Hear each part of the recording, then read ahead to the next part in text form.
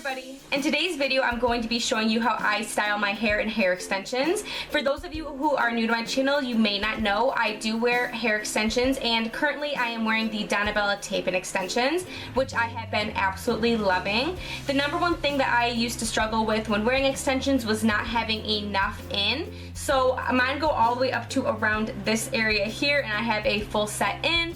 And another thing is the blending of the haircut as well as styling. So I have a blended haircut, and then for styling I usually wear my hair curly just to blend further. But this video I will be showing you how I style my hair extensions to make sure that they blend with my natural short hair. So my hair has been air drying for about 30 to 40 minutes. I had it up in a Turby twist towel for probably around 15 minutes, and then I used my leave-in products as well as my heat protectant. So this is what it looks like air dried.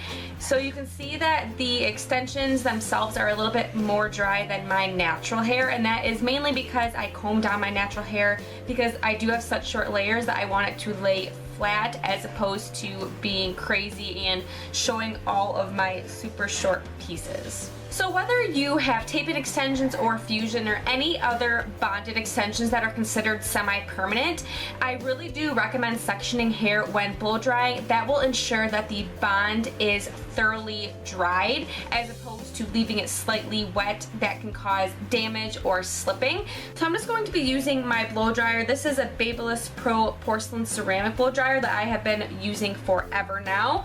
And then I recommend having a couple clips. I'm just using these Color Track Crocodile clips. So what I want to do is start at the bottom and work my way up. So I'm just going to be taking it from like the ear sectioning and going straight across, and then lifting this as high up as I can, and I just like to sort of twist it and then clip it up.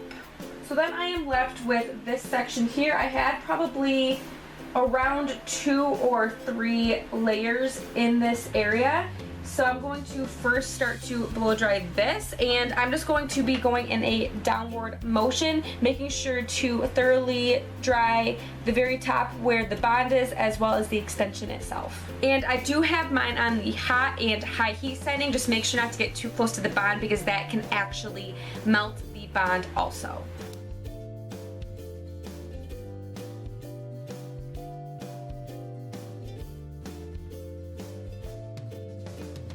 Once I have that first section dry, I just take down my clips and section off again.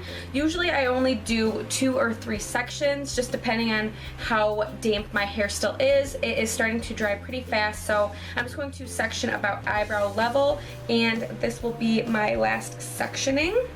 So again, you just want to make sure that you are lifting up the hair in the back so you can really get that bond dry in that second layer. And once I have this section here, I clip one on top, and then I will clip this area here up with another clip, and then same on the other side. And then once you have that section dry, you can go ahead and let down your clips and dry the rest of your hair. And once my hair feels fully dry, but I know it more than likely isn't in every spot, what I like to do is take my blow dryer, keep it on the high setting, and hit that cold shot button. This will be able to tell you where those damp spots are because they will become cooler, and it is easier to tell if something is still damp when it is cooler rather than too warm. So that is what I'm gonna do. So once I have done that, I can usually tell where the damp spots are, and right now I'm feeling slightly damp areas right in the very back, so I'm gonna go in on the hot and high heat setting again just to fully dry my hair. Now that my hair is fully dry, I am going to be just brushing it out with a paddle brush, but I do recommend making sure that before heat styling that your hair is completely dry 100% of the way. If you leave it even slightly damp anywhere, those spots will more than likely frizz throughout the day, so you just want to make sure that you are fully drying your hair before doing any sort of heat styling. So with extensions, and especially short layers when your natural hair is short like mine, and you can see here that this is where my natural hair is, and then on the top I have short layers. And the easiest way to blend shorter hair and shorter layers in with long extensions is to curl the hair. You can wear it straight if you want, but I tend to find that it is harder to blend. So this is the curling iron that I use. I believe it is a 1 inch, and I can't find the brand on it, but I believe I got it at Cosmoprof. off. But this is just like a standard curling iron that you can basically get at any beauty supply store, and I keep mine on the heat setting of 17 typically. I just find that that is a good start for me. It does go all the way up to 25, so 17 is almost right in that middle area. So I'm just going to be letting that heat up and then taking my section, and I'm basically going to be doing the same sectioning that I did for blow drying my hair. What I like to do after sectioning is split the hair right down the middle and bring it to the front. And I usually do 2 or 3 curls on each side to start. I'm going to be taking a little bit from the back here. This is usually about the sectioning that I do. I would say around 1 or 2 inch sectionings. And I'm going to be holding it away, still trying to hold on to my natural hair that is in there as well, because you also want to be curling your natural hair with the extensions. That helps it to blend a whole lot better. I'm going to be taking my flat iron and positioning the clip part on the outer part, and that is going to bring the curls away from my face. So I like to start at the very top and gently roll down, twist once, let it sit for a second, open up that clamp, roll down, twist, and then repeat that until I get to the very ends. What I like to do for a more relaxed curl is once I get to the ends, I keep the ends in the clamp at the bottom, and then I untwist it and then gently roll down so that the ends are nice and smooth, and that just gives it more of a loose curled feel as opposed to being too ringlet-like. You just want to make sure that curling away from the face, you want the clip to be on the outer part. Clip it, roll it, and hold. Undo that a little, roll down, hold, go all the way to the bottom.